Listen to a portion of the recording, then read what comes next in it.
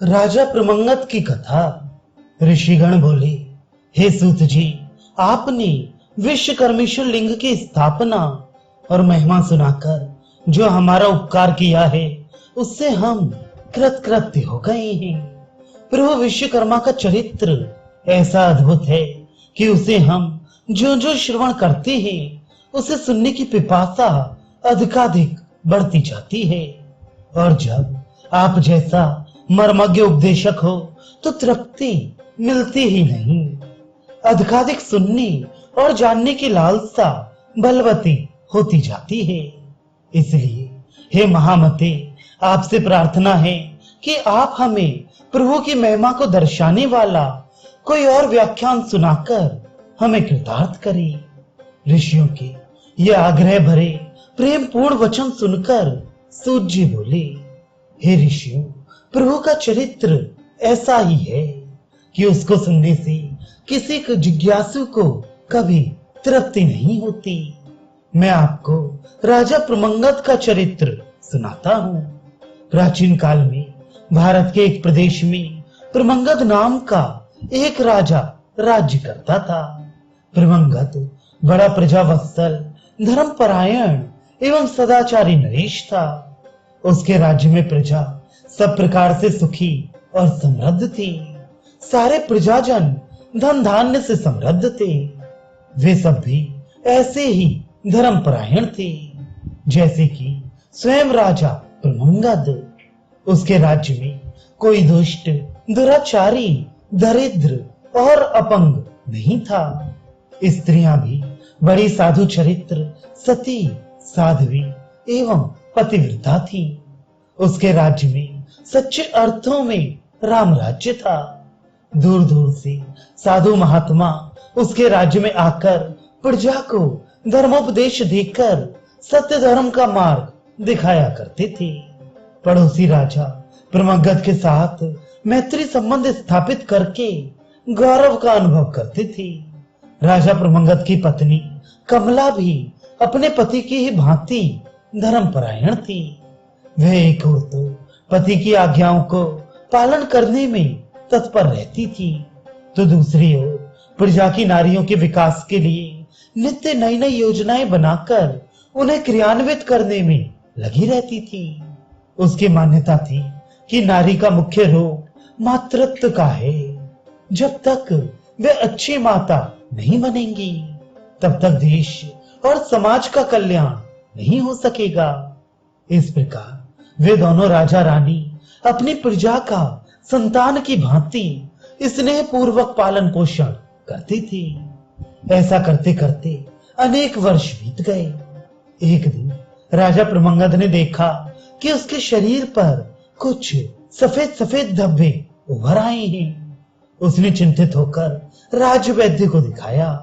उसने अत्यंत चिंतित होकर कहा कि महाराज, ये कुष्ठ रोग का प्रारंभिक आक्रमण है।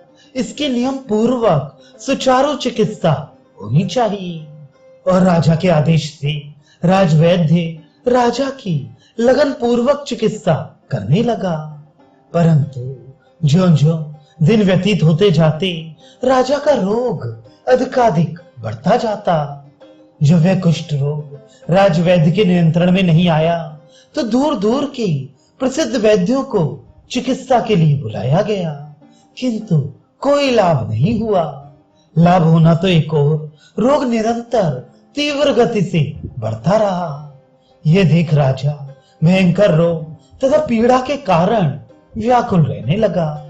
महारानी कमला और प्रजा भी राजा के बढ़ते रोग को देखकर चिंतित तथा व्याकुल रहने लगे।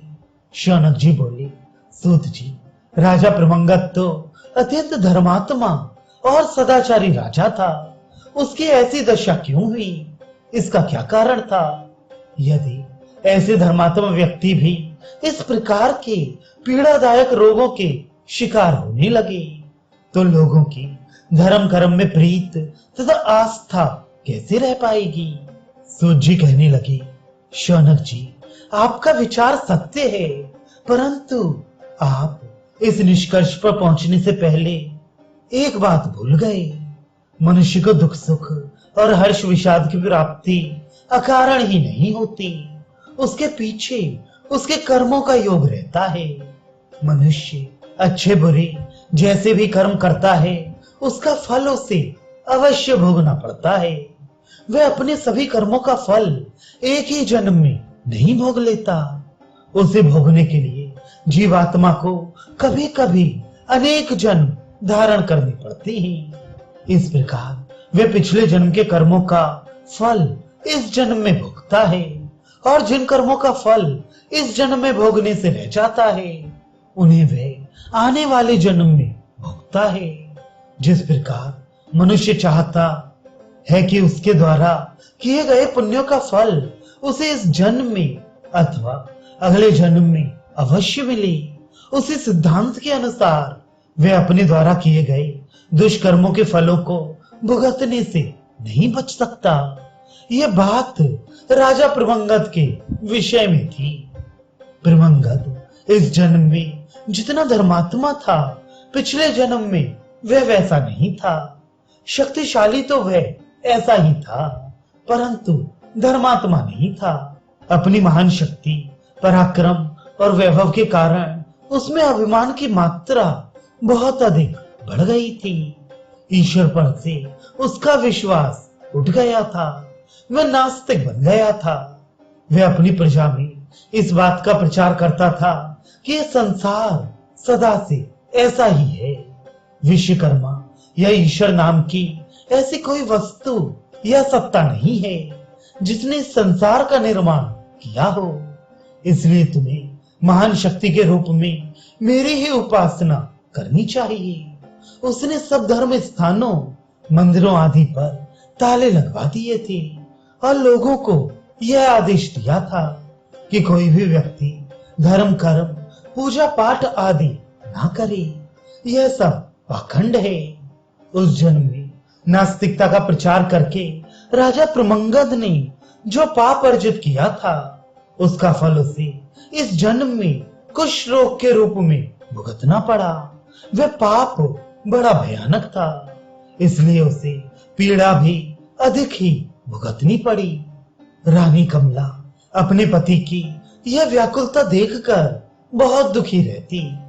एक दिन उसने अवसर पाकर राजा प्रमंगद को समझाते हुए कहा, नाथ, इस कुष्ठ रोग से आपको जो हृदय द्रावक पीड़ा हो रही है वह मुझसे देखी नहीं जाती।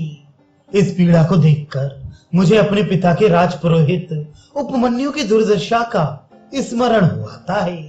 यदि आप अनुमति दें तो मैं आपके सम्मुख उसके विषय में कुछ कहूं। प्रमंगद की अनुमति पाकर महारानी कमला बोली, हे स्वामी, हमारा राजपुरोहित उपमन्यु बड़ा तेजस्वी और धर्मात्मा था। ये तो आपने भी सुना है कि वह उच्च कोटि का शास्त्रविद था। उसके ज्ञान से लाभ उठाने के लिए देश देशांतर के विद्वान प्रायः उसके पास आया करते थे।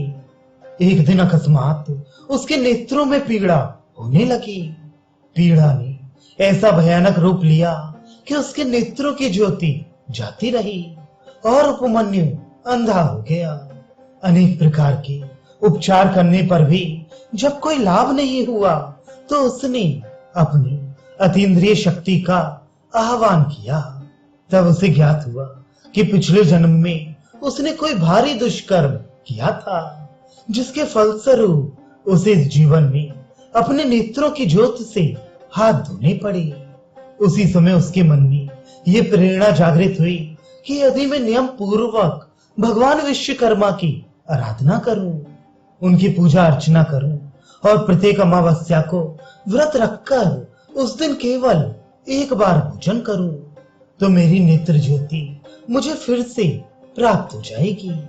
अपनी इस प्रेरणा के अनुसार उपमन्यु ने ऐसा ही किया और भगवान विश्वकर्मा की कृपा से कुछ ही मास में उसकी नेत्र ज्योति पुनः लौट आई और उसका अंधापन जाता रहा। इसलिए नाथ, मैं आपसे प्रार्थना करती हूँ कि आप भी नियम पूर्वक भगवान विश्वकर्मा जी की उपासना, अर्चना तथा पूजा पाठ करने का व्रत लें। यदि प्रभु ने चाहा तो आपका ये कुष्ठ रोग शीघ्र ही समाप्त होगा। रानी कमला के ये उत्साहवर्धक वचन सुनकर प्रमंगत को एक नई स्फूर्ति मिली। वह बोला, प्रिय, तुम्हारे प्रस्ताव से मुझे एक नई चेतना मिल रही है। मेरा मन भी कहता है कि यदि मैं नियम पूर्वक प्रभु की आराधना करूंगा तो मुझे इस रोग से अवश्य मुक्ति मिल जाएगी। संभवतः यह मेरे किसी पिछले जन्म के पापों का दंड है जो मुझे इस जन्म में भोगना पड़ रहा है। उसी दिन से राजा प्रमंगत नियम पूर्वक विश्वकर्मा भगवान की पूजा अर्चना करने और अमावस्या को व्रत करने लगा। कुछ ही दिनों में उसका कुष्ठ रोग जड़ से समाप्त हो गया और उसकी काया कंचन के समान चमकने लगी। ऐसा है भगवान विश्वकर्मा का प्रताप।